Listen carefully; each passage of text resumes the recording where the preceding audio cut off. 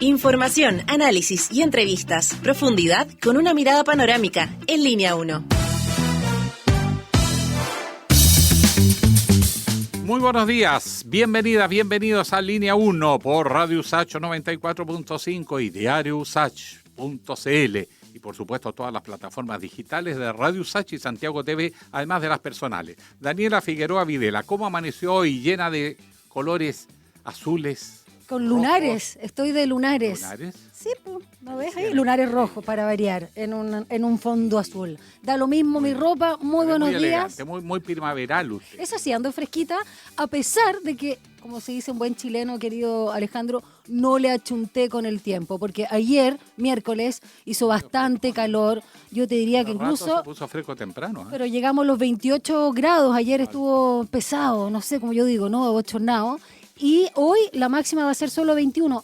Igual es una temperatura que yo encuentro que es templada y a mí me agrada mucho, que es ideal para esta primavera. Así que una jornada un poquito más fresca, pero vaya tu que se novio la agradece. abrazará y le dará calorcito. ¿No ya. es cierto? Varios. Vamos. Tengo varios. Bueno, ayer quedamos haciendo preguntas. El presidente Sí. Boric ha sido muy activo en declaraciones en estos días en clave electoral. Entre otras cosas, dice, por ejemplo, no da lo mismo que en gobierne, y todos dicen que le pega a Kast. Y eso ha tenido reacciones. Acá estamos también con nuestro colega Gonzalo Espinosa, sí, muy buenos días, se te olvidó el nombre, pero a mí también me pasa, pero no con el Gonza en particular, pero me pasa Gonzalo con mucha Espinosa, gente. ¿Cómo serenense estás? de corazón. Buenos días. Y Hola. ¿Qué dijo la Buenos días. gente? eso, ¿cómo nos fue con los resultados de nuestra encuesta, querido compañero? Le cuento acá, con respecto a esta pregunta de Boric en clave electoral. Un 14% sostuvo que está mirando su propio futuro, posicionándose ahí como el líder de la oposición en un 4 años más. gobierno. Exacto. El 26% señaló que debería guardar silencio. Y un 60% afirma que busca respaldar a Janet Jara, la candidata del oficialismo y la ADC en estas elecciones. Bueno, hay que decir y reconocer que nuestro público por lo general estima mucho al presidente Boric. No es algo que llame tanto la atención. Pero así, entonces, los resultados. Y lo estuvimos comentando hace unos días. Hoy, un día clave respecto a uno de los casos más escandalosos en relación al financiamiento ilegal de la política. Así que cuéntanos qué estás proponiendo de lo que supimos el día de ayer, como pregunta. Bueno, en el marco del caso SQM, se absolvió... Que ayer fue la sentencia, el veredicto después de 10 años. Exacto, se absolvió a 8 personas que eran los últimos que estaban siendo procesados, y dentro de los nombres más connotados de este caso estaban Pablo Longueira y Meo, que finalmente fueron absueltos por el tribunal, lo cual es una derrota para la fiscalía. Así que le preguntamos a la gente que qué le parece esta situación, y lo puedes responder en nuestras cuentas de Instagram, @radiousach y @tvusach. Tenemos 3 alternativas para que elijas. La primera, los ricos nunca pagan. O nunca lloran. O nunca lloran. La segunda, ¿es legítimo el fallo? Legítimo el fallo del tribunal. Y la tercera, que esto es un fracaso de la fiscalía. Una chambonada. Así que pueden responder y vamos a estar leyendo los resultados próximamente. Así es. No, tanto tiempo, en realidad, había dicho incluso el Ministerio Público que hubo tantas audiencias y una década desde que estalló básicamente este caso, porque estaban agrupadas muchas causas, ¿no? Eran muchos temas que los conllevó a esta extensa duración del juicio. Luego vamos a comentar algo al respecto. Ahora vamos con las palabras, la reflexión que nos trae en su editorial Alejandro Guillé. Un análisis profundo y con contexto. Llegamos a Estación Editorial. Pero yo tengo un problema de incontinencia. ¿Por qué? No, porque cuando tú tienes un juicio que dura 10 años, Sí. que costó millones de millones, que trabajaron más de 5 fiscales, que entrevistaron cientos de personas y que digan que no había nada de nada, esta cuestión, como diría Bombo Fica, sospechosa. Sí. sospechosa. Más porque durante el proceso hubo una serie de cosas raras. Fraccionar, separar, cuando un fiscal investigaba mucho lo sacaban, ponían otro. En el periodo del señor Abbott. Sí. ¿Cómo se llamaba? Ya ni me acuerdo. Jorge, ¿no? Jorge Abbott. Jorge Abbott. Que, bueno, tenía fama de que conversaba mucho con los políticos, entre paréntesis. Y que para ser elegido conversó mucho más todavía, hablando de sus méritos, sin duda, y las garantías que él daba de buenos juicios. Eso fue el 2015, cuando Claro. asumió como fiscal nacional luego de Sabachaguán. Exacto. Y eso estaba todo el escándalo y todas las conversas que iban y venían y ¡ay, Guille, cállate! Porque legalmente han quedado todos libres. Ni uno. O sea, no existió el problema. No corrió plata para la política, porque eso es lo que se investigaba. Bueno, eso es lo que explica la rabia a la gente y ratifica una vez más el estrepitoso fracaso de la reforma procesal penal, del sistema de los fiscales, la caída del sistema judicial, que ya todo el mundo sabe, y para qué le damos más vuelta si el país sigue reafirmando estas cosas y no se da cuenta que estas cosas urge cambiarlas y que se requieren cambios profundos, ya es problema de la gente. O sea, ya Bueno, también, las causas VIP de las que hablaba el fiscal Exacto. Manuel Guerra, ¿no? Perdón el término, pero lo dijo Hermosilla, ¿no? Así se arreglan estas huevas, decía. Las causas VIP en esta comunicación con Hermosilla se las quité, dijo Guerra, y ya están en mi poder, así que todo a salvo. Realmente escandalosa esas palabras. Bueno, pero para que vea que los escándalos siguen, los cobros excesivos en las cuentas de luz. Nos habíamos quedado en el capítulo 1. Comisión Nacional de Energía se había equivocado y había cometido un error al calcular por distintas fórmulas 2 veces el IPC y no metieron goles en la tarifa. Después sale una empresa privada que dice que son técnicos y expertos, que dicen que nunca se pagó. O sea, esto viene del 2017 y nunca se pagó el cálculo. Y las tarifas se iban a aplicar para el 2050, no sé qué interpretación tendría, porque dice que no, que esto como el 2028 se habría comenzado a aplicar, que no ha habido daño. Bueno, había, dice después, pero poquito. Pero después sale el ministro de Energía, el actual biministro en rigor, Sí. que dice, a ver, momento, economía y energía. No, si la plata corrió, la plata está en las empresas. Entonces, ¿cuál fue el milagro que no descubrió esta empresa evaluadora, técnica, por supuesto, que trabajan finalmente para empresas privadas, le prestan servicio? ¿Ah? Y nos encontramos con un hecho que a mi juicio sí es grave. Porque en el caso anterior, esto venía pasando durante varios gobiernos y nadie se dio cuenta. Entonces, esos casos en que todos son responsables. Entonces, cuando me pidieron la renuncia al ministro Pardow, yo lo entendí como una medida política, decir, mira, le van a empezar a dar todos los días, mejor lo saco para evitarme un problema más Sí. y despejar el cuadro. O sea, lo sacaron, lo inmolaron. Ya. Alguien tenía que pagar, bien, porque Fusible. tampoco la impunidad. Claro. Pero resulta que ahora hay un segundo elemento que aparece en la empresa Transelec, que es transmisora, Bioenergía, que dice que también ellos detectaron una falla, pero que le informaron al gobierno a través del ministerio, al SEC, que se supone que son todos órganos autónomos, Comisión Nacional de Energía, etcétera, de que también había habido un error allí, ya esta vez en el tema de la transmisión. ¿Y qué pasó? ¿Por qué no se cambiaron de inmediato? ¿Por qué no se alertó? ¿Por qué no se abrió un debate? ¿Por qué no se hizo el juicio técnico? ¿Por qué no se tapó? O sea, el ministro sabía. Entonces, si no hubiese salido por lo anterior, porque era injusto, en esta no tenía salvación. Porque de verdad, si te llega una denuncia de esta naturaleza, cuando el precio de la energía está disparada, cuando la gente está Lo más cabrada, caro de la además del región. abuso, porque todas estas cosas se basan en cálculos y se amarran porque son amarres a largo plazo. Estás pagando ya los chilenos un precio altísimo por la energía, que no paga el sector privado porque el sector privado va al mercado. Los clientes regulados, nosotros, los ciudadanos, los almaceneros, el consumidor común y corriente, que es su casa, departamento, en fin, establecimiento comercial, se supone que no tiene capacidad de negociar con una gran empresa y por lo tanto le aseguran un precio. Pero todas las proyecciones de ese precio se hace por una estimación de cálculo. Y como se han hecho inversiones en generación de energía, la energía ha bajado, pero no se transmite a la gente porque estamos amarrados a precios y negociaciones de largo plazo.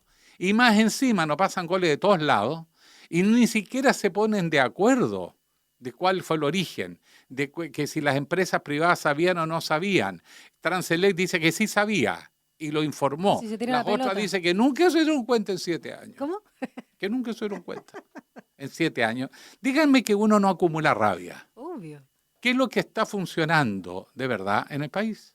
Y en el sistema eléctrico, donde mueve a toda la economía, porque la energía es lo que mueve. Cuando fallan otros sectores son más puntuales. Pero la energía cruza todo. Nos han cambiado el IPC.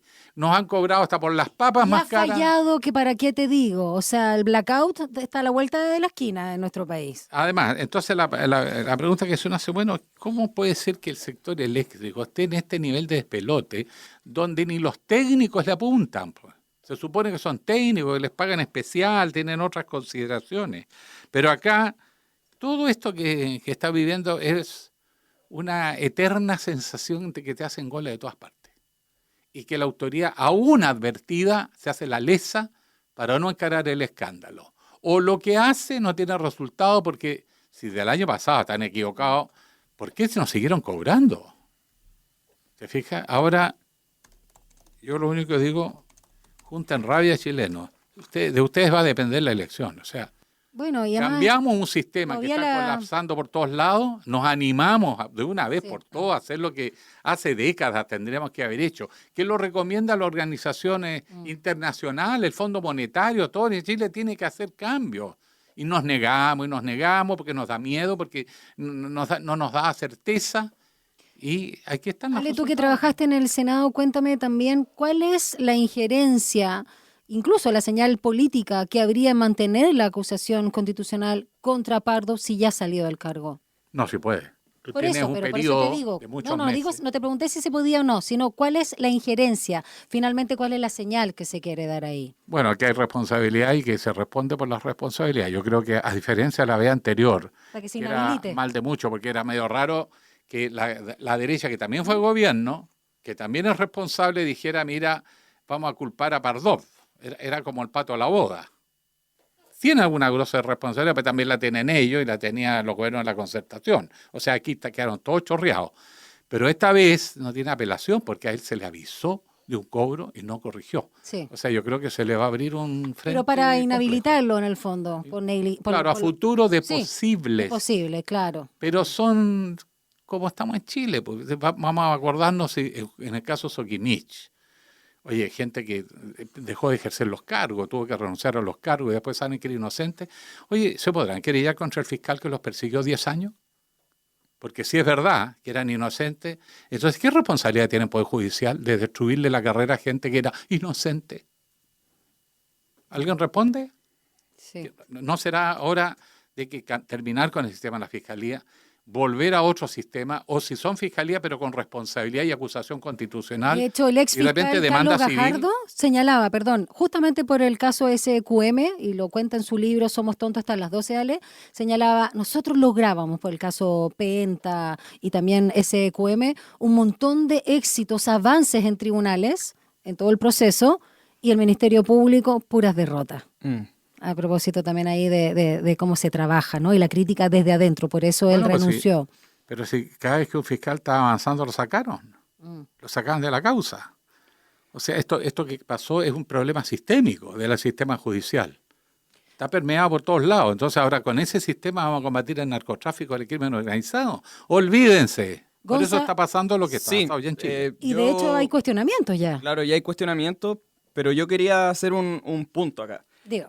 Que este tema del caso SQM y de que no haya ningún condenado mina completamente la confianza de los ciudadanos en el sistema de justicia, porque al final se ve que por un delito menor hay gente que va a la cárcel. Por ejemplo, yo estaba viendo acá casos irrisorios. Dan 3 años de cárcel a un hombre por robar una gallina. Esto fue el 2008. Y acá estamos hablando de que murió millones de en dólares. la cárcel San Miguel por vender CD. Exacto, estamos hablando que de... vendía cassettes, esos antiguos Exacto. cassettes, CD estaba preso en la pirata. cárcel pública. Sí, pues Sí, eso es acabo de pirata. decir. CD, no cassette, CD. Y acá estamos viendo un caso de millones de dólares que Exacto. fueron traspasados hacia la política, un financiamiento irregular y que quedó en nada. ¿Y qué pasa con los ciudadanos? Acá mismo lo vimos en Línea 1 entrevistando a Claudio Fuentes por este estudio que hace la Universidad Diego Portales, que hizo una encuesta nacional centrada en el tema de los privilegios y la percepción de impunidad.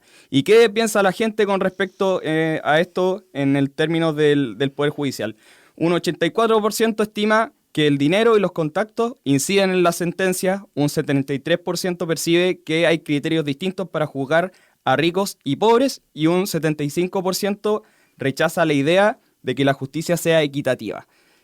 Y para la mayoría los delitos menores son más sancionados que los del poder económico y político, como la colusión o la evasión tributaria. Exacto, sí, qué bueno que recordaras esa conversación por ese estudio que hicieron ahí de, ¿cómo se llamaba la encuesta? ¿El nombre? Algo como pituto, boleta factura. Boleta factura. A propósito, además del caso del que estamos hablando. La UDP, Universidad Diego Portales. Sí, yo recomiendo sobremanera el libro Somos Tontos hasta las 12 de Carlos Gajardo, y si no lo lee, escúchelo también, paso el dato en Frecuencia Literaria. Está en Spotify. Carlos Gajardo, entre paréntesis, que fue un gran fiscal. Tremendo. Lo sacaron, lo presionaron hasta que... O sea, terminó renunciando, pero lo sacaban de todo. Muy bien tú lo dices, lo sacaban de todo. A él y a Pablo Norambuena. Sí, absolutamente. Ya, vamos ahora cuando es el momento de escuchar también sobre todo lo que nos trae como recomendados a veces, ¿no? Críticas u informaciones en el ámbito económico y más nuestro compañero Gonzalo Espinosa. La economía y tu bolsillo están en Línea Económica. Bueno, ya que estamos en medio del debate presupuestario, que es algo que también se va a abordar hoy día en Línea 1 desde la perspectiva de las municipalidades. Exacto. El gobierno está recibiendo críticas luego de conocerse un recorte de 30.000 subsidios habitacionales contemplados en el presupuesto del 2026 del Ministerio de Vivienda y Urbanismo. Aunque el presupuesto total del MIMBU va a aumentar en un 13,1%, la cantidad de subsidios disminuirá en un 15%, pasando de 196.000 a 166.000 beneficios el próximo año. Este recorte afecta principalmente al programa DS49, que está destinado a los grupos más vulnerables, que baja de 50.000 a 25.000 subsidios, y al DS19 de integración social, que disminuye de 27.000 a 22.000. Esto, por supuesto, ya generó críticas desde el Parlamento. Por ejemplo, el diputado Tomás Hirsch de Acción Humanista calificó la medida como gravísima y anunció que presentará una indicación para que se repongan estos recursos. Por su parte, el senador Juan Ignacio Latorre, del Frente Amplio, pidió que el presupuesto mantenga flexibilidad para reasignar fondos, recordando que la construcción de vivienda es clave para el empleo y la economía. Por su parte, el diputado Héctor Ulloa, ¿qué dice? De la bancada PPD e Independientes, dice que hay que equilibrar las finanzas públicas, que no puede hacerse a costa de las urgencias sociales, y llamó a no afectar a las familias más vulnerables. Desde el Ministerio de Vivienda, ¿qué responden? Que el presupuesto busca finalizar más de 300.000 viviendas actualmente en construcción dentro del plan de emergencia habitacional, y que el nuevo programa DS49 que mencionaba anteriormente será más acotado debido a ese alto número de proyectos en curso. Entonces, mantienen esta meta de construir las viviendas y por eso habrían menos subsidios el próximo año. Pero bueno, ahí ya está la tensión instalada con respecto al tema habitacional. Ahora, lo lógico, por la falta de plata, porque todos reconocemos que hay problemas de falta de ingresos, por lo tanto no hay financiamiento, y esto no es sostenible, es algo que queramos repetir la experiencia de Argentina, que mira cómo está. Pero hay dos problemas para reasignar los presupuestos. En Chile no se evalúan los proyectos, son muy raras y las evaluaciones son muy, a ver cómo te diría yo, adocenadas al interés de mantener el proyecto. Eso es un primer problema, falta de evaluación objetiva del impacto de los proyectos. Y segundo, los intereses creados. Hay mucha gente que participa de estos proyectos como gestores, que no son los beneficiarios y que tienen intereses también y que presionan. Entonces, al final, por mantener una masa crítica de gente que ni siquiera es tan crítica, sino gente que tiene empleo en estos programas y que se llevan una parte importante del financiamiento, es difícil reasignar. Esto se transforma en una verdadera disputa política de bajo estofa, muy compleja. Pero creo que en este rato, por la situación del país, no queda otro camino que reasignar recursos. Bueno, de eso vamos a hablar también después en nuestra conversación, como lo anunciaba Gonzalo Espinosa, respecto a los municipios, ¿no? Y todas, la verdad, las asociaciones de los municipios de todo el país son distintas, pero están alineadas en justamente estas críticas hacia el gobierno en relación al presupuesto, sobre todo por no solo el fondo comunal, común de los municipios, porque si no me topo en la palabra, sino todo lo que significa en recorte, pérdida también, ¿no? En términos de educación, de salud y vivienda. Eso luego de la pausa, ¿les parece? Estaremos atentos a esa pausa. ¿Vamos por un cafecito? Vamos.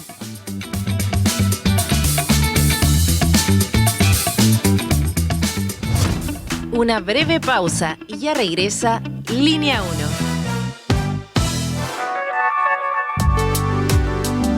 Es la hora en Radio USACH. 7 de la mañana y 55 minutos. Tener un hogar adaptado a las condiciones de mi hija es lo mejor que nos pudo pasar en la vida. Detrás de cada uno de los proyectos del MIMBU hay historias de esfuerzo y esperanza que contar, como la de Belén y Josefa, quienes hoy viven en un pequeño condominio en los cerros de Valparaíso. Infórmate y postula en www.mimbu.cl. MIMBU, 60 años construyendo cambios. Ministerio de Vivienda y Urbanismo, Gobierno de Chile. Chile avanza contigo.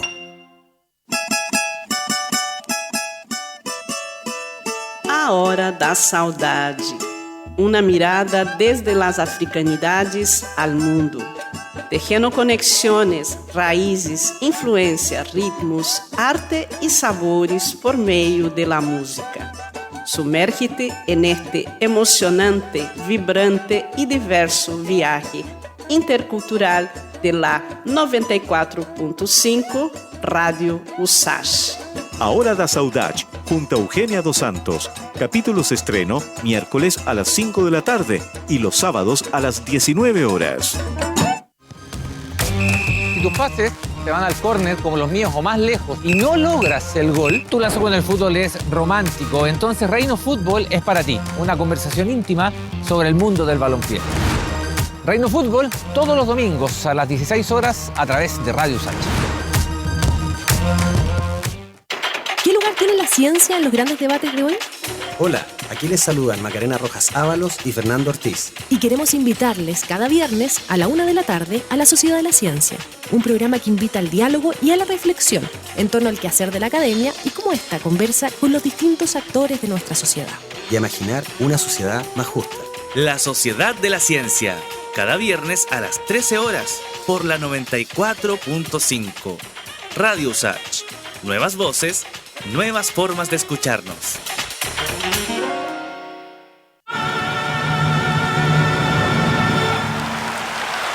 Oye, la embarró. Este loco nació con un talento innato. O sea, eso es un mito. Hay gente que quizás como este loco tiene una predisposición para ciertas cosas, pero en realidad el arte se basa en el estudio, en la práctica, y no sé, horas y horas de ensayo, de formación, de aprender teoría, de equivocar. A él le gusta All You Need Is Love. De lunes a viernes, 11 de la mañana, por Radio USACH y TV USACH. Estuvo bueno, eso sí, pero no es magia, güey. Al final la música es el resultado de la interacción social. Estamos de regreso en Línea 1. Un diálogo a fondo. Entrevistas en Línea 1. Los fondos comunales destinados a vivienda, a educación y a trabajo se verían afectados por los recortes contemplados en la Ley de Presupuesto 2026. Así lo denunciaron las 3 asociaciones que agrupan a todos los municipios del país, las cuales iniciaron una ofensiva para que se restituyan los 477.000 millones de pesos que, según acusan, fueron excluidos del proyecto fiscal. Y el reclamo fue presentado por la Asociación Chilena de Municipalidades, la Asociación de Municipalidades de Chile y la Asociación de Municipalidades Rurales, que entregaron un documento a la presidenta de la Comisión de Hacienda del Senado, Jimena Rincón, detallando las rebajas. ¿Con quién vamos a conversar sobre este tema, Alejandro Guillé? Con el presidente de la Asociación de Municipalidades de Chile y alcalde de La Reina, José Manuel Palacios, que ya está en línea. ¿Cómo está, alcalde? Muy buenos días. Buenos días, muchas gracias por el contacto. Feliz de poder acá conversar con ustedes. Aunque va a ser para sufrir, pero básicamente la magnitud del impacto ¿cómo afecta a las comunas en lo concreto, en la operación cotidiana de sus políticas? Y si mantiene mucha diferencia entre los rurales, los urbanos, comunas A, comunas B, qué sé yo.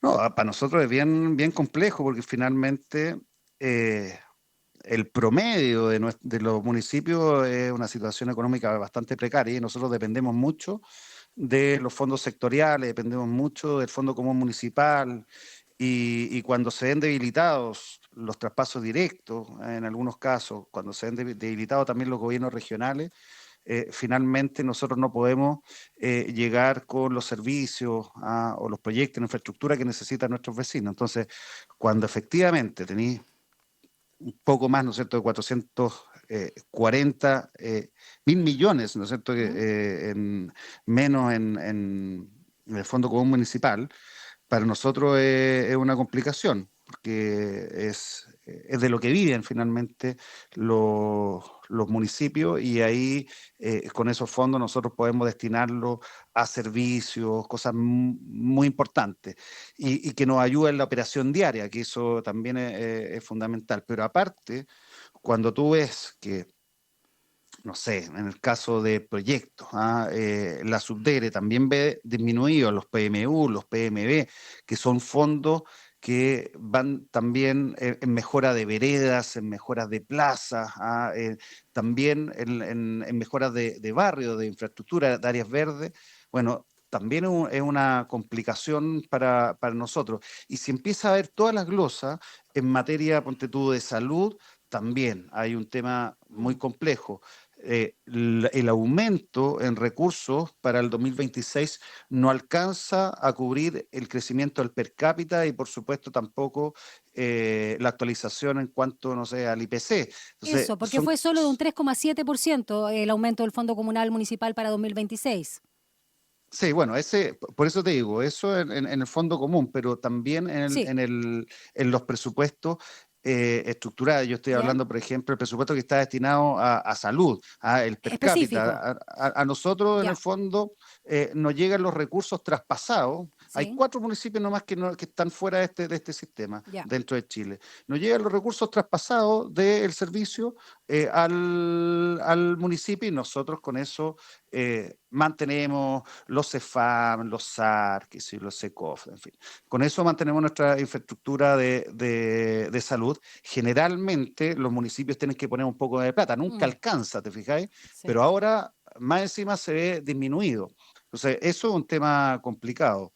Los que, por ejemplo, en materia de educación, los que todavía nosotros no traspasamos los colegios, que es un 70% más o menos, ¿no es cierto?, de todos los municipios de Chile, bueno, la proporción de recursos que nos va a llegar también por alumno es de 4-1, o sea, nosotros, mientras los SLEP, en el fondo tienen, no me acuerdo acá la cifra precisa, ¿no es cierto?, por acá la podría tener, pero estamos hablando de que si le llega... Si me hay un segundo. Sí, yo por mientras recuerdo que estamos conversando con José Manuel Palacios, alcalde, por supuesto, de La Reina, pero también presidente de la Asociación de Municipalidades de Chile, la AMUCH. En todo caso, no es solo la AMUCH, sino también todas las otras asociaciones de municipios del país, entre ellas las rurales, quienes están con esta problemática y han hecho saber a través de la presidenta de la Comisión de Hacienda del Senado, Jimena Rincón, cuánto les afecta y sobre todo las áreas de vivienda, educación, trabajo y salud, como señala el alcalde de La Reina, esta rebaja en el presupuesto. Que alcalde, en esa misma línea, aquí le pegaron 3 misilazos. Pero ahí tiene el dato. ¿Alcalde lo tiene? ¿Cuáles son? El Fondo Común, lo que sí sé directo, es que son gobiernos regionales, 3 fuentes de financiamiento que se pierde, una estimación. Claro, acá lo que estaba comentando es que el dato que tengo yo finalmente es que los recursos que le están llegando por alumno al SLEP son 4 veces mayores que lo que nos están llegando a nosotros, que son los que tenemos todavía en nuestros colegios en manos municipales. Y eso es súper complicado porque finalmente atenta al corazón, se supone, esta reforma de educación que tenía que ver con darle iguales condiciones a todos los alumnos de este país. Entonces, hay un tema ahí que también a nosotros nos complica mucho porque finalmente vamos a tener que compensar con plata del municipio lo que no nos está llegando del Ministerio de Educación, y hay muchos municipios que no están en estas condiciones. Hoy día hay muchos municipios que lo único que quieren es traspasar los colegios a los SLEP, pero no porque la educación que presten los SLEP es mejor. De hecho, objetivamente es peor, digamos, de la que hoy día está entregando, la educación que hoy día está entregando los municipios, sino que porque no tienen la capacidad financiera para seguir manteniendo los colegios. ¿Ah? Y cuando tú ves en el fondo que los SLEP le inyectan 4 veces más recursos que lo que están traspasando a los municipios, tú decís, bueno, acá hay algo que no está funcionando, ¿te fijas? Porque si a mí me hubiesen dicho hace unos años atrás, oye, en vez de traspasar los SLEP, ¿qué prefieres? ¿Te duplico la plata para que tú mantengas los colegios? Y te aseguro que yo tendría los colegios pero soplados, funcionando el descueve y con una calidad en el servicio brutal, porque hoy día y en términos generales, los municipios que tenemos en los municipios hacemos un esfuerzo súper importante por mantener en buenas condiciones y con buen servicio educacional a todos nuestros niños, y también mantener las condiciones laborales de nuestros profesores y asistentes en las mejores condiciones posibles, con el presupuesto que tenemos. Yo no sé si eso está pasando en los SLEP. Por lo menos en temas de infraestructura, yo sé que han tenido muchas falencias y que finalmente tienen que recurrir a los mismos municipios, ya traspasado el servicio, a que los apoyen y puedan mejorarle ciertas condiciones en las canchas, prestarle servicio en términos de seguridad, en fin, es un tema que está bien complejo en ese sentido, y hoy día se ve más afectado aún porque viene con una baja en presupuesto. Alcalde, importantísimo. Respecto a lo que usted señalaba de la salud primaria, que claramente es muy marginal el tema del aumento, y usted estaba explicando más bien ahí en detalle, quiero detenerme en algo que en la comuna de la cual usted es edil, La Reina, tiene un servicio que son de los pocos que hay en Chile, porque creo que van a ir aumentando, que es el servicio de alta resolutividad, el SAR, que dicen que es, exacto, que es una joya. De hecho, mis tíos que viven ahí dicen que en la Plaza Osandón, bajando de su casa, dicen que es una joya de primer nivel. ¿Se verían afectados servicios como esto? Porque realmente tengo entendido que lo que ofrece a las y los vecinos es muy, muy importante para resolver urgencias de menor complejidad, pero también patologías respiratorias, traumatológicas. ¿Sabes lo que pasa? Es que ahí hay que hacer una bajada bien precisa respecto a los servicios. Por ejemplo, hay muchos programas que finalmente son divididos, donde el Ministerio de Salud finalmente pone una parte de los recursos, y lo otro está traspasado, por ejemplo, a Senama, en un caso que es el más puntual que tenemos nosotros, y eso es nuestra casa del adulto mayor, que es la Juventud Extendida. Y lo que levantan los técnicos me dicen, oye, Senama tiene cero capacidad administrativa de llevar este programa adelante, porque no tienen equipos técnicos que puedan desarrollar esa acción. Entonces, si bien el programa se mantiene en el tiempo, no vamos a poder disponer de los recursos para poder entregarle o seguir manteniendo a los profesionales que están a cargo de este servicio. Se ve afectado igual, claro. Entonces hay una serie de cosas que de repente son difíciles de traspasarle o de explicarle a las personas que están escuchando, ¿no? Porque son temas súper técnicos, pero que en la práctica, si bien incluso pareciera ser una propuesta bastante razonable, en la práctica no lo es tanto, porque no vamos a poder darle continuidad a servicios que hoy día estamos prestando, que son muy valorados por nuestros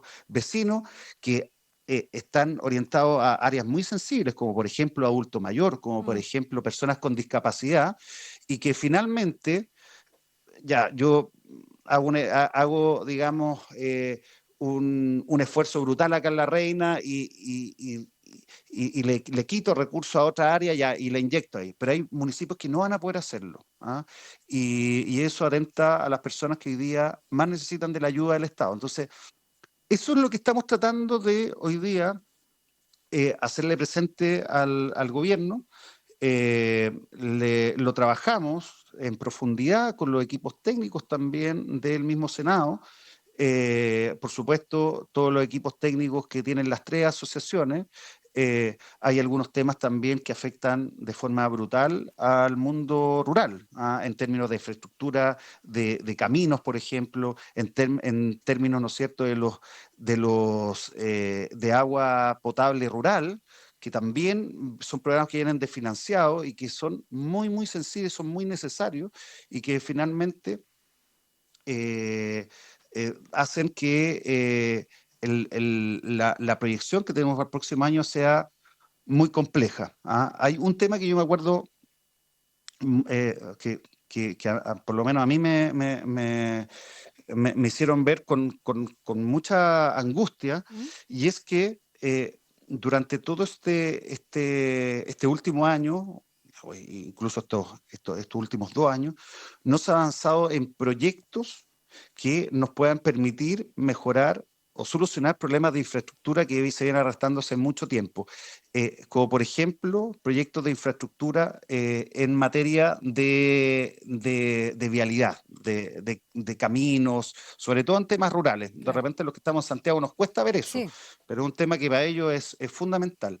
Entonces, ¿qué es lo que me dicen ellos? Como no hay proyecto, me dicen, da lo mismo que no haya plata, digamos, porque aunque hubiese la plata, como no hay proyectos, se necesita un periodo de ejecución por lo menos 1 año y medio para sacar adelante este proyecto. Tiene varias condiciones técnicas que hay que pasar, ¿no es cierto? Desde el ingreso en las distintas direcciones de obra, el tema del trabajo de ingeniería, en fin. Entonces me dicen, acá tenemos un problema serio, grave, lo hemos hecho ver, lo estamos trabajando, insisto, con el Congreso, pero hay muchas cosas que tienen que venir de voluntad del Ejecutivo. A mí la senadora me decía, mira, lo único que podemos hacer nosotros es eliminar partidas. Nosotros no podemos ni inyectar plata, ni redistribuir plata, me dice. Entonces, eso solo bajar, claro. O eliminar. Entonces me dice, chuta, ahí tenemos... O sea, no puede hacer, para lo que necesitan es justo lo que no se puede. O sea, digamos, lo que ella puede hacer es lo que no necesitan. Exacto, entonces por eso es tan importante, y yo te agradezco esta instancia, porque finalmente lo que me dice la senadora es, mira, ayuden ustedes técnicamente a levantar las problemáticas donde le está doliendo, digamos, este presupuesto 2026, y ayuden a sensibilizar este asunto con el Ejecutivo, porque finalmente ellos son los que van a tener que hacer las modificaciones de fondo para poder solucionar estos temas que finalmente van a afectar muchísimo, insisto, a las personas que más lo necesitan, porque dentro de esto están, acá no está afectando a la persona, en el caso mío de La Reina, que vive en el sector alto de La Reina. Acá el que se ve perjudicado son los sectores más vulnerables, los que se atienden en el servicio de salud primaria acá en la Comuna de Reina, los que van a los colegios municipales, te fijas todo eso, y los que finalmente usan el espacio público y necesitan moverse en un espacio público seguro.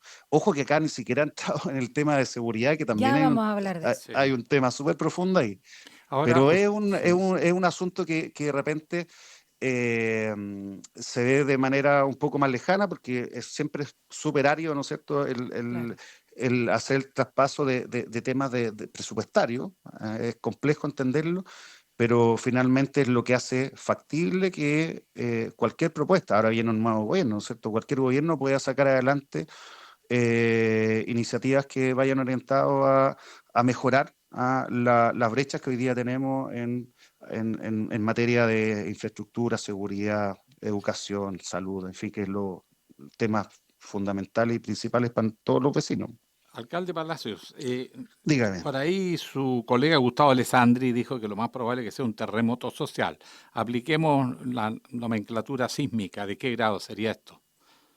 Y primero si comparte esa apreciación, ¿no? Primero si la comparte, sí, un terremoto. Él habla de un terremoto social porque disminuye los programas sociales. Pero, ¿cuál es la magnitud del impacto? ¿Un -5, -10, -15, -20?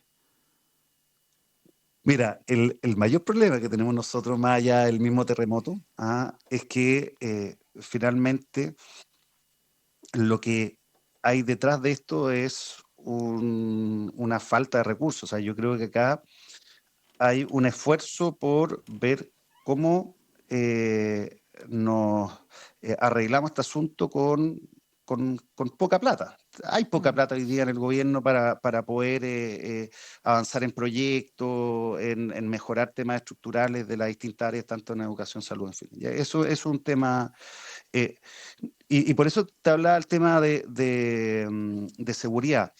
Incluso, entendiendo eso, lo que nosotros estamos tratando de proponer es una mejor distribución de los recursos, donde hay proyectos o hay áreas que no han funcionado bien, como por ejemplo el Calle Segura, que no ha sido un proyecto exitoso, pero sin embargo se le está inyectando una cantidad de plata brutal en desmedro, ¿no es cierto?, de otros temas que sí han resultado, como por ejemplo programas que tienen que ver con la articulación comunitaria que uno puede hacer. Pongo el ejemplo de La Reina. Nosotros tenemos 400 comités de seguridad. Cuando yo llegué habían 40, 10 veces más. Y eso ha sido para nosotros, sin tanta plata, sin inyectar tanta plata, ha significado una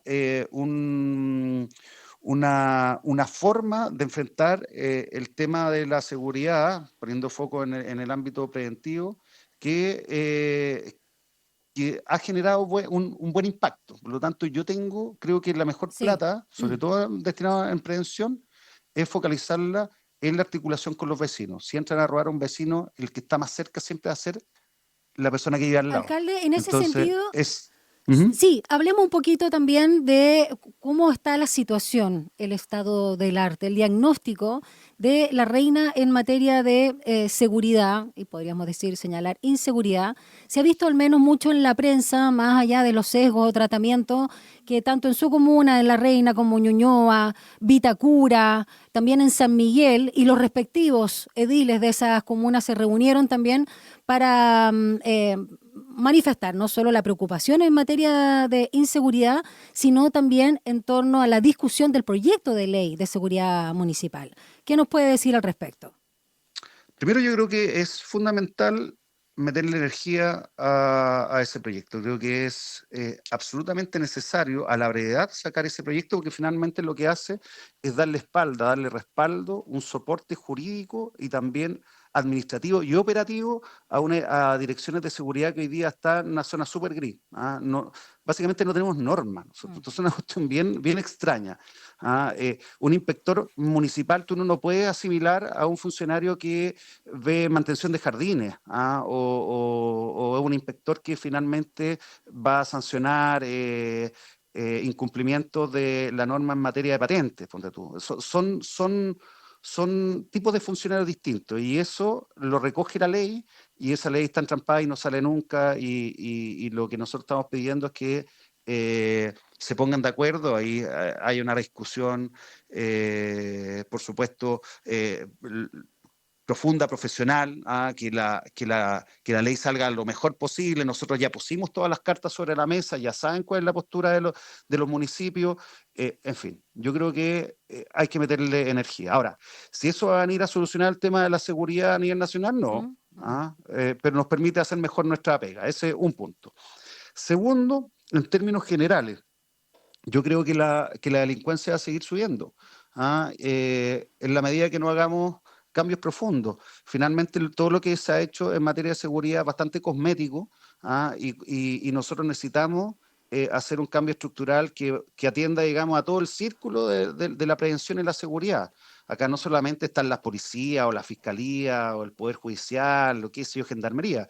Acá hay muchas áreas, y esto se ha conversado bastante, impuestos internos, todo lo que tiene que ver con migración, es un tema también que es importante trabajarlo, por supuesto, control fronterizo. Hay una serie de instituciones y áreas que tienen que modernizarse, tienen que desarrollar distintas estrategias y poner foco en áreas de seguridad.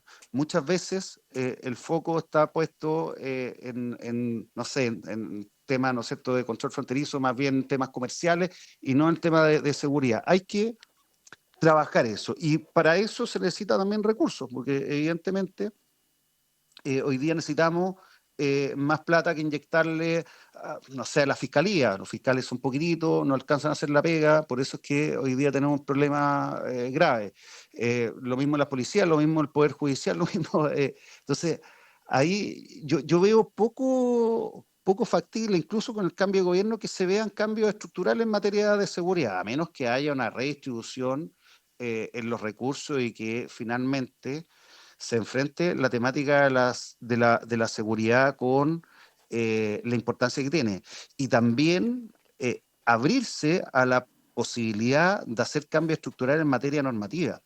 O sea, yo, por ejemplo, esto es un ejemplo que puede graficar bastante problemáticas que nosotros nos vemos enfrentados todos los días. Yo tuve que hacer una ordenanza municipal para sancionar a las personas que consumen droga y alcohol en el espacio público y también para las personas que cometen delitos menores en el espacio público. Y tú me dices, ¿para qué? Pues si esa cuestión ya por ley no se puede. Sí. Claro, pero es que por ley no se puede, pero mis inspectores municipales no tienen las herramientas, no están facultados para fiscalizar si es que no lo hago a través de ordenanza. Entonces lo hago a través de ordenanza, entonces si veo a una persona consumiendo alcohol en una plaza, llego, la puedo fiscalizar y pasarle una multa. Entonces la persona, si es que no paga esa multa, después queda con orden de aprehensión. ¿Te fijáis? Esa es como la lógica. Sí. Ver, lo mismo alcalde, con una persona que se roba un celular, ¿te fijas? Entonces, eso no debiese verlo a través de ordenanza, eso debiese haber una estructura mucho más sólida que permitiera sancionarlo de manera mucho más directa, sin tener que pasar quizás por todo un proceso en la fiscalía y todo. Entonces, yo finalmente hago lo que la norma y mis facultades me permiten. A ver, alcalde, Pero para resumir. hay un tema ahí que tenemos que trabajar Sí. de manera mucho más profunda. Raya para la suma, como lo que estamos discutiendo el presupuesto nacional. Como el problema es que plata, usted mismo reconoce, no hay. Y todo el mundo sabe, y más aún muchos están pidiendo apretar más el gasto fiscal, qué sé yo. Pero usted dice que la salida está por la reasignación de recursos. Con la plata que se está asignando, ¿es posible mejorar sustancialmente el impacto del presupuesto si se hacen reasignaciones? Pero por supuesto, o sea, no va a poder solucionar todos los problemas, ni va a poder mejorar considerablemente muchos temas que nosotros creemos que son fundamentales. Pero, por ejemplo, los SLEP, que hoy día hay una cantidad de recursos importantísimos destinados para llegar al 50% del próximo año de SLEP en el país. Yo creo que haciendo una evaluación, una autocrítica de cómo ha evolucionado el tema de este nuevo sistema vocacional, yo creo que esa plata se podría reasignar, por ejemplo, a otras áreas, incluso en la misma en educación. En verdad, no le inviertas 4 veces más para poder aumentar en burocracia, sino que hasta que solucionemos los temas estructurales que hay hoy día en materia de educación y SLEP. Yo no estoy diciendo que desaparezcan, que se eliminen los SLEP. Hagámoslo funcionar bien, hagámoslo que tengan un comportamiento que vaya orientado a la mejora en el servicio de educación que estamos prestando. Mientras eso no esté solucionado, yo creo que no se debiese asignar recursos a esa área y sí, por ejemplo, asignarlo a otras áreas que están súper débiles en materia de educación o en materia de salud y que realmente son súper necesario, tanto igual de importante, ¿no es cierto?, que el tema de los SLEP. Por eso te digo, yo la focalización de los recursos la haría en la experiencia de proyectos, áreas, programas exitosos, y no inyectarle a programas que no han tenido buen resultado. En materia de seguridad, por ejemplo, a Calle Segura. Yo no he visto que haya sido gravitante y ahí la cantidad de recursos que se le está inyectando a ese ítem, digamos, es brutal. Entonces, eso principalmente. Creo que sí se puede focalizar y mejorar bastante la propuesta inicial que tiene el Ejecutivo. Ok. Bueno, alcalde, muchísimas gracias por su tiempo y disposición. Muy gentil. No, Gracias, José Manuel Palacio. Un abrazo grande. Que esté muy bien. Chao, chao. Chao. Nosotros vamos a una pausa acá en Línea 1 y ya regresamos por Radio USACH.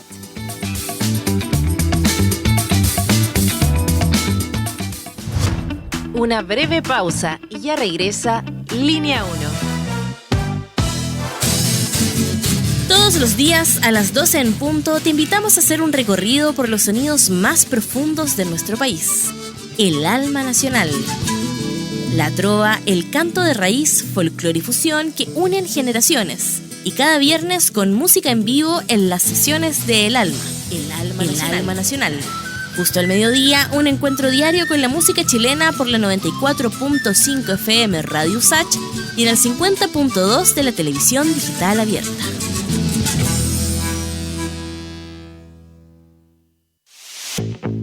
Este 2025 te invitamos a Somos Expertas, Nuestra Voz.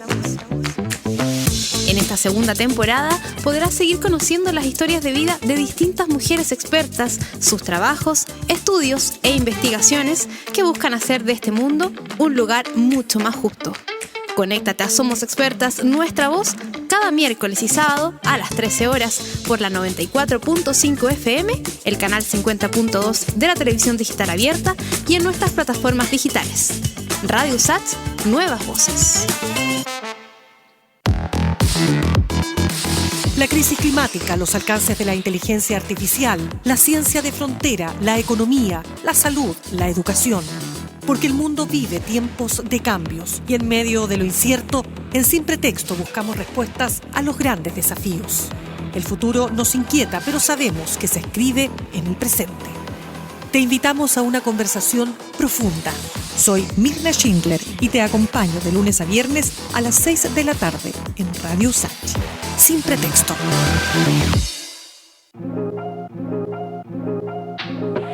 Sé parte de nuestra franja cultural en Artes y Oficios los lunes y viernes a las 17 horas. Teatro, danza, música, cine, artes visuales, literatura, tradición y vanguardia.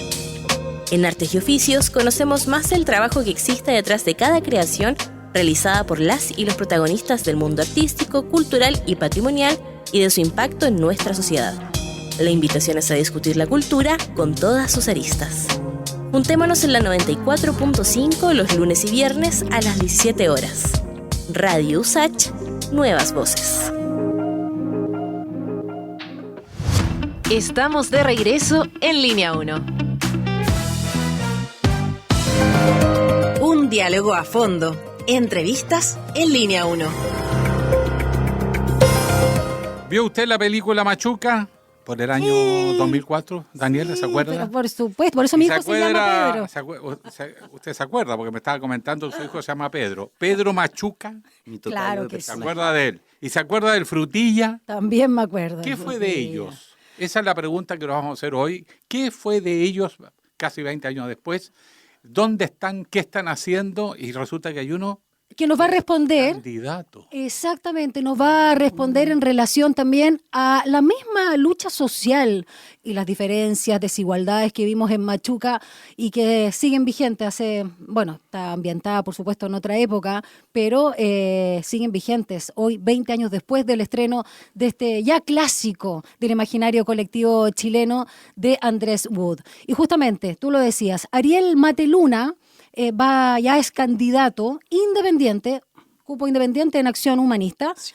Mira qué buen en la lista cuando tú vayas a votar, auditora, no te vas a perder, te vas a acordar de la banda B52, porque B52 es ahí donde tienes que votar por este candidato que va por el distrito 9, que comprende las comunas Cerro Navia, Conchalí, Huechuraba, Independencia, Lo Prado, Quinta Normal, Recoleta y Renca. Y estamos acá en el estudio de Línea 1 justamente con Ariel Mateluna, actor destacadísimo, candidato a diputado, entonces lo reiteramos, Distrito Nuevo, para que nos hable de sus propuestas. ¿Cómo estás, Ariel Mateluna? Hola Daniela, hola Alejandro. Bienvenido, muy buenos días. Muchas gracias por la invitación. La verdad que estoy muy contento de poder estar acá con ustedes, hablándoles de esta nueva carrera, este nuevo rumbo el cual estoy iniciando.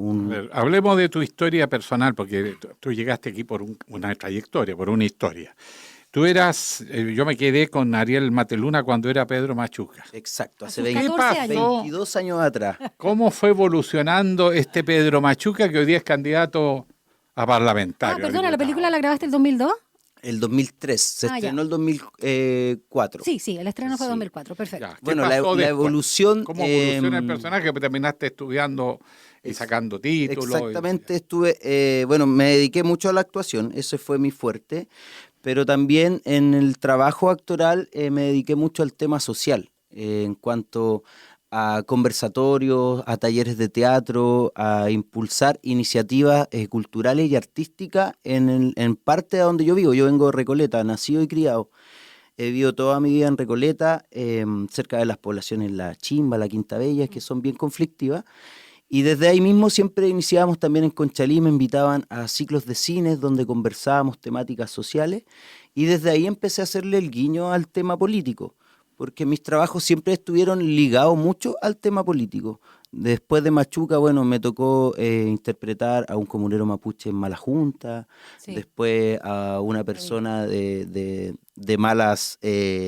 mañas, de mala artes en Mi hermano Soyan Despierto, que son películas que les recomiendo, están en Onda Media. También de La Vida del Bosque. Claudia Guayquimilla. Sí, son películas con una temática social muy interesantes, muy buenas, muy sensibles y que sensibilizan también al espectador. Bueno, en obras de teatro, como me preguntaba adelante, en el teatro no te he visto. He estado en la compañía de los hermanos Ibarra Roa, en la obra de Víctor sin Víctor Jara. Entré más o menos hace 8 o 9 años, desde ahí empezamos con esta idea de los coros ciudadanos, que es una idea que yo creo que se debería replicar a nivel nacional, que se forma en el elenco, que son actores profesionales, hay unos músicos también muy profesionales, y también el coro ciudadano que son muy profesionales también, pero son personas sin oficio de actor y actriz. Personas naturales, dueñas de casa, abogados, doctores, kinesiólogos, que se invitan a actuar en este coro y a cantar. Se les enseña a ocupar el espacio escénico y también se les enseña a vocalizar y cantar. Y la energía que se crea en el escenario es muy enriquecedora para todos los que estamos ahí. Bueno, después de Víctor sin Víctor Jara, ya yo soy bien amigo de los Ibarra Roa, que ahora andan en la Europa, me abandonaron. Los nombres Vishnu, ¿cómo eran? El Vishnu y el Gopal. Eso, Gopal, un nombre bien indios. Sí, como sánscrito casi, claro. Muy lindo. Oye, ¿qué fue del Frutilla? El Matías ¡Ay, qué copuchento! Sí, pues ya que estamos... Es que nos Matías contó Kerr, fuera de micrófono. estudió... para ser sacerdote. Curita, de hecho, en impactado con la película. Hay una escena, le marcó mucho. Hay una escena que la Silvana, la vecina de Machuca, le dice, oye, ¿ustedes qué quieren ser cuando grandes? Y Machuca dice, quiero ser cura para ayudar a los pobres y toda la cuestión. Y ella le dice, sale, ayúdate a vos mismo. Y después le pregunta a Matías, al Carefrutilla, y le dice, oye, ¿tú qué querés ser cuando grande? Cura, como que entretenido. Bueno, se hizo realidad. Él estudió medicina 3 años y después se fue de sacerdote a Perú. Yeah. Y allá se enamoró de una peruana y se casó. Y ahí dejó el sacerdocio y ahora creo que es profesor de filosofía o sociología. No recuerdo bien, pero en la Universidad del Desarrollo y los Andes. Mira tú. O sea, le fue bien, esa fue una bonita experiencia. Respecto a lo que fue justamente Machuca y tu personaje en particular de Pedro, tú señalabas también en una entrevista y por lo que va a ser tu paso, si es que ganas, por supuesto, si eres electo al Congreso, quiero luchar, esta es tu frase, por los machucas que viven hoy vulnerados. Por tu trayectoria, familiar, como ciudadano, pero también hoy como actor y los mismos proyectos en los que has participado, y haciendo la distinción de lo que comentábamos fuera de micrófono, de esto que la prensa, que nos encanta poner nombre, los periodistas, hablaba de la bancada de los famosos. Yo particularmente debo ser honesta que fui bastante crítica, porque veía que había mucha, perdona que lo diga, chimuchina, mucho espectáculo, mucha farándula. Sí. Exacto, y además justamente cuando somos muy críticos de la baja preparación que hay, sobre todo en los parlamentarios de la Cámara de Diputadas y Diputados. Pero creo, sinceramente, porque vengo cubriendo cultura hace mucho tiempo, que la sensibilidad y lo ilustrado, preparado y la conciencia social que tienen los artistas, y en particular actores y actrices, marca la diferencia. Por eso quiero preguntarte a ti, ¿Qué significa esta frase? De luchar por los machucas que viven hoy vulnerados y hacer la diferencia entre otros candidatos que son famosos de alguna manera. Sí, entiendo tu crítica y la comparto. Bueno, como les contaba antes de ir al aire, y yo vengo aparte trabajando como actor, mucho tiempo vengo trabajando en temas sociales que tienen que ver con la infancia, niños, niñas y adolescentes vulnerados, niños del Sename. Y claro, la sensibilidad que tú hablas a mí me llevó a poder llevarlo un paso más allá. Yo viví toda mi vida en Recoleta, sigo viviendo, y me tocó vivir episodios que no quiero que las nuevas generaciones las tengan que vivir, que tengan que normalizar la violencia, la drogadicción en las calles, las poblaciones. ¿Tú eso lo viviste? Yo lamentablemente sí viví episodios. Eso nunca lo compartió mucho porque es como ya un tema más personal, pero claro, también normalicé que en mi barrio, en Avenida México, había un CITE donde vivían chiquillos que, claro, tuvieron una vida más cruda, donde no tenían figuras paternas ni maternas, y ellos se dedicaban a delinquir y al uso de consumir sustancias ilícitas y todo. Y yo, claro, normalicé eso de chico. Y a través de la cultura siento que el haber podido entrar al cine y haber hecho esta película que me abrió un abanico de posibilidades, pude salirme de ese camino. Y lamentablemente veo ahora a mis amigos en ese tiempo que éramos chicos, nos criamos juntos, algunos ya no están, otros, bueno, lamentablemente se quitaron la vida, otros los mataron, y otros están metidos en la droga. Yo he tratado de ayudar a varios. Y claro, esta oportunidad de meterme a legislar es para justamente que la cultura, la educación y el deporte sea un derecho en los espacios, recuperar los territorios a través de esta herramienta, para que haya más sensibilidad, porque el arte sensibiliza a las personas y también crea una autocrítica y amplía mucho la conciencia de lo que hacemos. Y crea una empatía, genera una empatía, ponerse en el lugar del otro, que yo encuentro que como sociedad estamos perdidos, no existe la empatía, hay mucho individualismo. Y yo creo que tenemos que avanzar hacia una sociedad más solidaria, más fraterna, más amable, donde al otro se le mire como un hermano, no como una competencia ni un bicho raro, y lo vemos mucho en la calle. Y eso a mí me afecta, la verdad, me duele. Me duele y por esa razón yo quiero meterme al Parlamento a legislar para mejorar la vida de los machucas y puedan tener un camino más lindo. Ahora, si uno revisa tu propuesta, hay varias que me llaman la atención porque en general está prevaleciendo el discurso represivo. Es decir, aumentar las cárceles, más condenas. Primero hay que pillarlos. Segundo, no puede ser que los delincuentes pasan frente a los jueces y quedan ahí mismo libres. Y hay algunos, como el accidente del otro día, 20 detenciones, 20 veces, y sigue libre. Entonces, por ese lado ya está apropiado el discurso de quienes dicen que hay que reprimir más. Sí. Pero tú planteaste cosas que me parece que son casi de una sensibilidad humana. Hay que recuperar el territorio y la única manera es que el joven que hoy día tiene la alternativa de estar ni en la calle ni en el colegio, los únicos que le están ofreciendo hoy algo concreto son los narcos, porque le dan situación económica, le permiten un sentido de pertenencia, le ayudan a la familia, le pasan plata, y además él siente un cierto prestigio en el barrio, sobre todo por la gente desamparada que recurre a ellos buscando ayuda. Pero a través de la cultura, a través del deporte, pero sistemático, ¿no? Del pichangueo en la plaza de la esquina. Claro. El deporte como política nacional, donde tú vinculas el barrio, el colegio, con el fútbol profesional incluso, tú vas armando un sistema deportivo en Chile. ¿Cómo lo tienes concebido, por ejemplo, la parte de la cultura o el deporte? Que son dos cosas que me gustaron mucho de tu programa. Bueno, en estos momentos yo no soy el candidato que va a prometer y a decirle a la vecino, yo quiero ofrecerle esto y cuando sea parlamentario lo voy a cumplir y después no estoy. Yo soy un candidato de acción, por ende ya estamos impulsando, de hecho el sábado, comenzamos, lo bueno que, como dice el dicho, mejor tener amigos que dinero. Sí. Tengo amigos en todas las áreas, en el tema de la música, en el tema de la interpretación, en el tema del deporte, artes marciales. El sábado comenzamos el primer taller que se logró impulsar en la población Tucapel Jiménez 2 en Renca, donde había una junta de vecinos que se está desarmando. Y el otro día me invitaron al comité de vivienda y yo pude estar ahí escuchando a los vecinos sin meterme, hasta que llegó el momento de hablar. Y les dije, vecinas y vecinos, yo quiero recuperar el territorio porque debemos recordar que esa población es una población bien conflictiva. Se están tirando balazos a la vuelta. Hace poco mataron a una niña que quedó en balazos cruzados y murió. Y lo que dices tú, Alejandro, claro, recuperar los territorios con acciones a través de la arte y las culturas y el deporte. Y quién sabe que el profesor que les va a hacer clase de artes marciales ahora fue campeón nacional y panamericano. Bastián se llama, le mando un saludo al profe Bastián Rompecráneo. Bueno, él les va a hacer clases de defensa personal y también con la filosofía de enseñarles que la mejor pelea es la que no se hace. De también para tener una herramienta de seguridad, porque sabemos que Chile es uno de los países con sensación de inseguridad de los primeros en el mundo, siendo que a nivel latinoamericano somos el tercer país, creo, más seguro.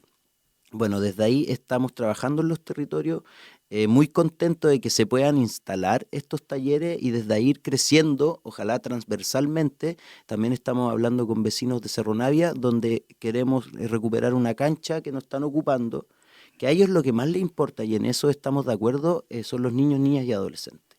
Yo estoy muy enfocado porque siento que ningún candidato habla de las futuras generaciones, de cómo mejorar el tema social en este país, con lo que hablábamos delante, la empatía, la solidaridad, la fraternidad.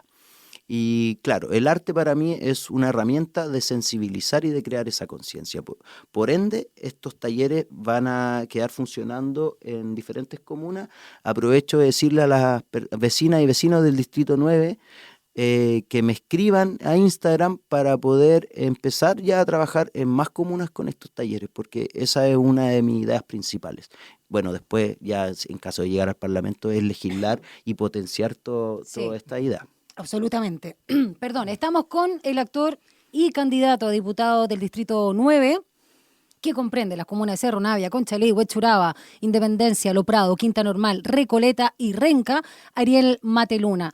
Obviamente muy conocido también por su personaje, entre otros, pero uno muy querible, que es Pedro Machuca, de la película Machuca de Wood, 2004, más de 20 años ya. Tú usas mucho y me gusta que lo uses, el término empatía, que básicamente, claro, sabemos que ponerse en el lugar del otro, y por la etimología es el sentimiento o sufrimiento de otro, ¿no? Que tú puedes identificarte y ser, por supuesto, también, en un término mucho más amplio, simpático con el otro, pero sobre todo hacer algo por el otro. La simpatía también como un estado de ánimo que tiene que ver con los seres sociales que somos. En ese entendido, a mí, y lo decía ayer con una entrevistada que es del comando de Janet Jara, siento que no se valora realmente lo que importa ese término. Cuando se habla, por ejemplo, de las cualidades de la candidata del oficialismo a la democracia cristiana, casi como que, no, porque es buena onda nomás, es súper simpática, es carismática, qué sé yo. Pero no se dan cuenta de lo que hay de trasfondo de eso, de ver al otro, de hacer algo por el otro. Y eso lo pongo justamente como antagónico a otros candidatos, en este caso de los que van liderando, y lo digo, ¿no? Kast, que parece que no mira a la gente a los ojos y genera también mucha aprensión, y que no sé si la gente se da cuenta, y Evelyn Matei quizás hace lo propio y tiene una trayectoria política que así lo da cuenta. Entonces, junto con potenciar y valorar la empatía, cómo también tú vas a hacer crecer, porque eso tú lo tienes, y la capacidad de debate, pero algunos conocimientos que se requieren para legislar, de ciencias sociales, de derecho, de economía, de administración pública. Me interesa todo eso, que es bastante integral. Sí, exacto. Bueno, ahí también está la credibilidad de las personas de pedir un estudio que tenga que ver relacionado con lo que tiene que hacer un diputado o un senador. Tengo un equipo tremendo atrás, cientistas políticos, sociólogos, abogados, y con ellos estamos trabajando, ellos me están educando para tener más conocimiento. Y aquí voy a poner un punto que a mí me parece que hay que hablarlo, Hay muchas personas en el Congreso en estos momentos, en el Parlamento, que tienen doctorado en leyes, tienen doctorado en ciencias políticas. No tanto, en todo caso. Sí, bueno, en el Senado quizás más. No seas tan optimista. Ah, no, ahí entonces vamos bien. Entonces vamos bien. Sí. Pero son personas que de partida nunca han trabajado en lo que estudiaron y han trabajado entre comillas, porque sabemos que también van a calentar el asiento. Algunos. Han estado viviendo del Estado mucho tiempo, valga la redundancia, y está el candidato también que está por el distrito, el señor Guillermo Ramírez también, que no conoce el distrito. Se fue para Recoleta. Sí, y que lamentablemente en este punto quería darle mis condolencias a la familia del menor que fue asesinado en esta persecución, a la familia de Esteban, y a todos los familiares que vieron afectados, a todos los niños que resultaron heridos, también al conductor y a su asistente. Lamentablemente ayer le preguntaron al candidato Ramírez y le dijo Julio César Rodríguez, enojado, que él no era del distrito. Y él lo único que respondió fue: no, pero en Peñalolén, hablando del distrito que actualmente es diputado, dejemos esta cosa del turismo electoral. Él no sabe las necesidades que tenemos en la comuna, él no conoce la población de La Chimba, la Quinta Bella, no conoce el Cortijo, no conoce Tucapel Jiménez II, no conoce la San Luis. Por ende, que venga ahora cada 4 años a buscar una elección. Y lo otro que hablando de la empatía, en varias entrevistas él ha dicho del poder, que necesitamos quitarle el poder a la izquierda en el Distrito 9. O sea, ellos solo están viendo la política como una empresa, como mantener el poder, legislar para los que auspician sus candidaturas, que son los empresarios. Y pierden la empatía de solidarizar verdaderamente con el vecino y la vecina. Se gastan más de 400 millones en campañas exuberantes, donde con ese dinero podrían hacer tantas obras sociales de caridad. A mí eso de verdad me afecta, me molesta mucho que estas personas que no conocen la comuna vengan a hablar de lo que necesitamos nosotros en temas de seguridad, y a ellos nunca le han pasado que lo han robado en la calle, o lo han asaltado, o le han hecho un portonazo, no sé. Y eso es bien frustrante. Me da mucha experiencia vivida. Yo creo que eso enseña mucho. Eso te da una credibilidad y un compromiso consistente. No es una apreciación intelectual. Claro. El que pasa por un barrio puede estar en una comuna o en otra, le da lo mismo, donde le den el cupo, donde tenga, en teoría, más posibilidad electoral, o arrancar de un distrito donde no va a ganar y que ha representado y tratar de embaucar a otro. Pero, ¿qué sientes tú? Sentimiento puro. Cuando se produce un accidente, porque el propósito no fue chocar, pero fue una irresponsabilidad de 2 muchachos, treintones, con ya experiencia, que roban a una dama, que los persigue un señor de 76 años indignado, y estos jóvenes en su escapada chocan un furgón, matan a un niño de 11 años, dejan herido a varios, eso no se ha dicho tanto, incluyendo al chofer y la hija del conductor del vehículo escolar, y ante el juez tiene 20 detenciones por lo mismo, 20 detenciones y siguen libres.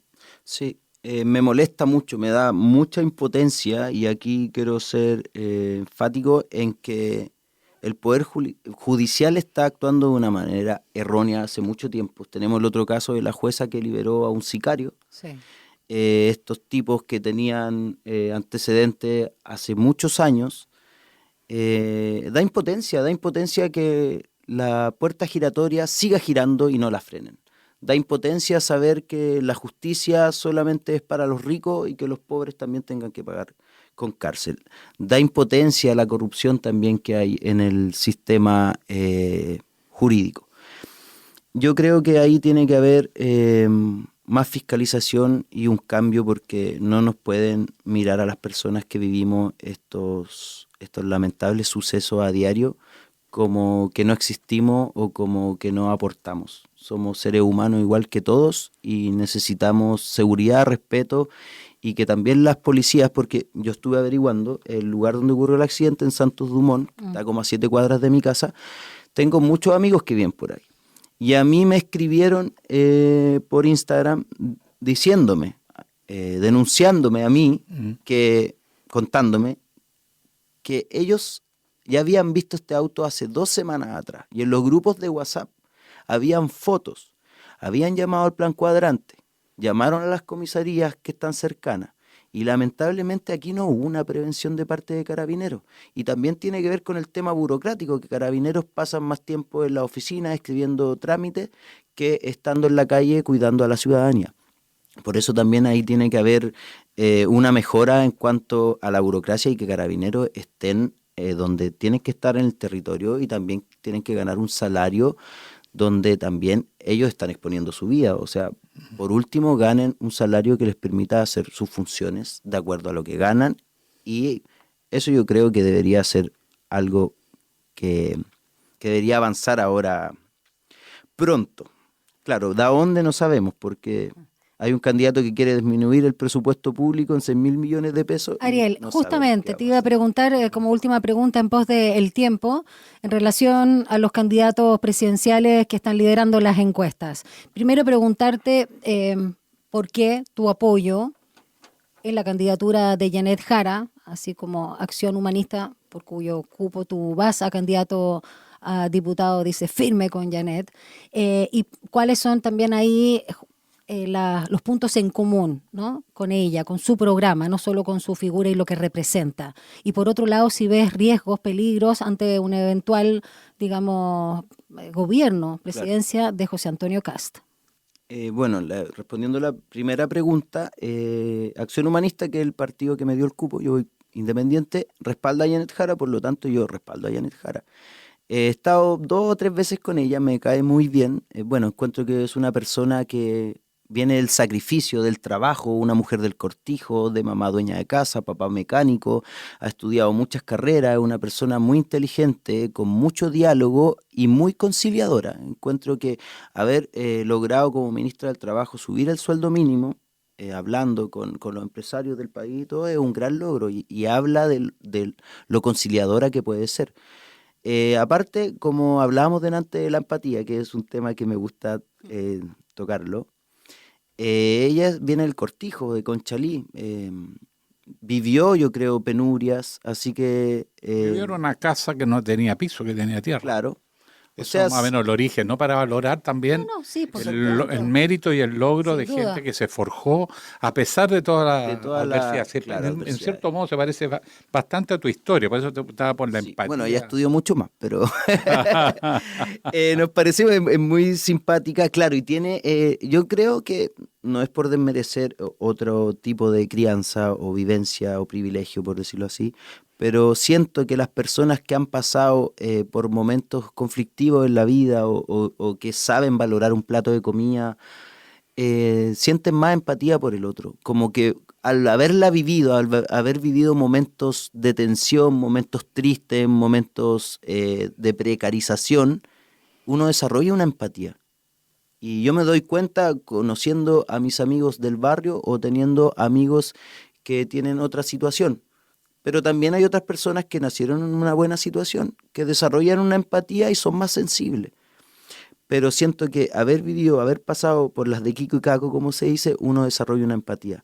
Y respondiendo la segunda pregunta, sí, yo temo mucho que en un eventual gobierno de ultraderecha, haya un presidente totalitario, un presidente que está hablando ya de reducir costos. Al Ministerio de Cultura le va a afectar mucho. Sabemos que lamentablemente la derecha no le gusta a las personas que consuman cultura, porque la cultura te da una visión distinta, una autocrítica de la vida en que vivimos. Por lo tanto, ellos quieren tener personas no pensantes, masas a las cuales dominar. Control de las ideas. Control de la idea, exactamente como está pasando en Argentina en estos momentos. O sea, aquí no nos va a beneficiar nada, va a ser un retroceso también para nuestros adultos mayores en el tema de la PGU. Y lo otro es que yo veo a Kast como un empresario de la política. Él estuvo 16 años en el Congreso, no legisló nada a favor del pueblo. Sus parlamentarios votaron en contra de las 40 horas, en contra de subir el sueldo mínimo, en contra de las pensiones. Fue el único candidato, uno de los pocos que votó en contra de la ley Cholito, que era la protección de animales. O sea, veamos el nivel de poca humanidad que tiene José Antonio Kast.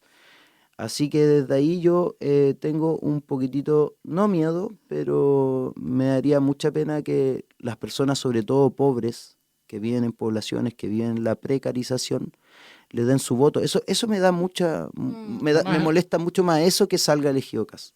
Bueno, de hecho, en el programa de las elecciones anteriores, porque ya se está haciendo tercera periodo que postula, quería someter a estricta fiscalización a todos los centros culturales y sobre todo el acceso a información. Claro. Las lecturas, los contenidos, hacer una fiscalización ideológica, cerrar centros de pensamiento crítico, lo dijo, habló de cárceles. La gente tiene poca memoria, pero le preguntaron, ¿al estilo CNI? Sí, dijo, claro, tipo CNI. Lo dijo en programa de televisión, en el debate final. Sí, que la gente tanta brutalidad que uno quiere olvidarla, pero no debiese. Pero es lo que sienten y Tiene piensan. que haber memoria, claro. Entonces, para el mundo de la cultura, donde la libertad es esencial, porque la libertad de crear, la verdad es que lo que él propone es bien complejo, sobre todo porque ha hecho una asociación ahora en el programa actual, programa nacional, no sé cómo le llaman, Fuerza Nacional, algo así, sí, de este año, hizo una asociación extraña entre narcotráfico y cultura. Uy. Narcocultura, algo así. Sí, hizo un enredo. Algo escuché.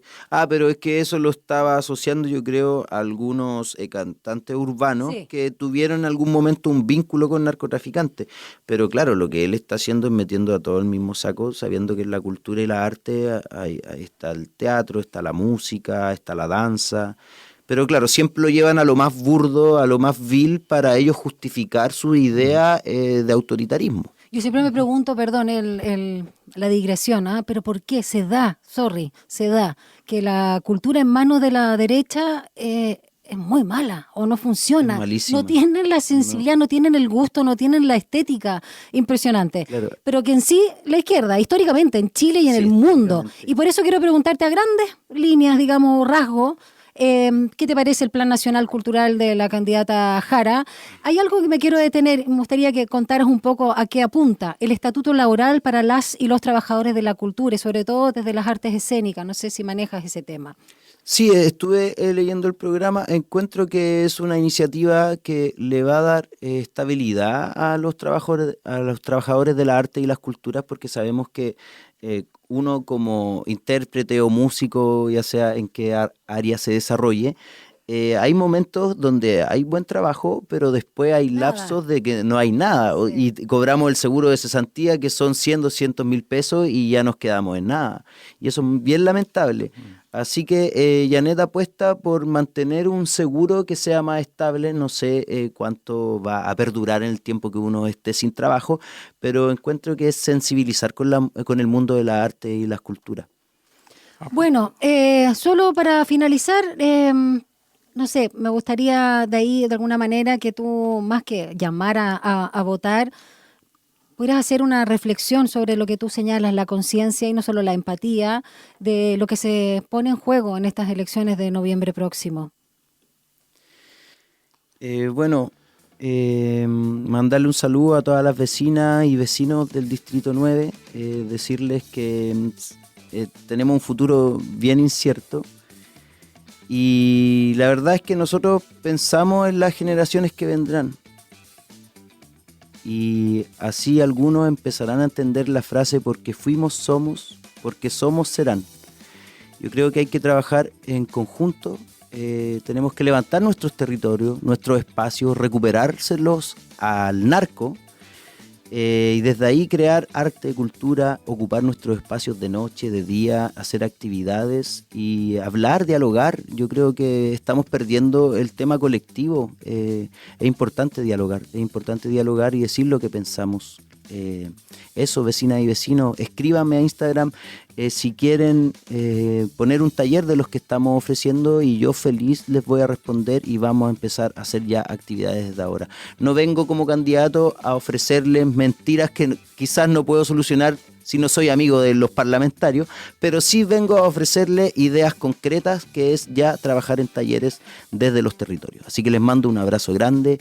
Averigüen, infórmense por quién votar y no vayamos a un retroceso que después podamos lamentar. Le mando un abrazo grande y muchas gracias Daniela y Alejandro por la invitación. Gracias a ti, Ariel Mateluna, actor, candidato a diputado del Distrito 9 y recuerden, cupo independiente por Acción Humanista, B52 o B52 en la lista. Total, ese es tu banda sonora.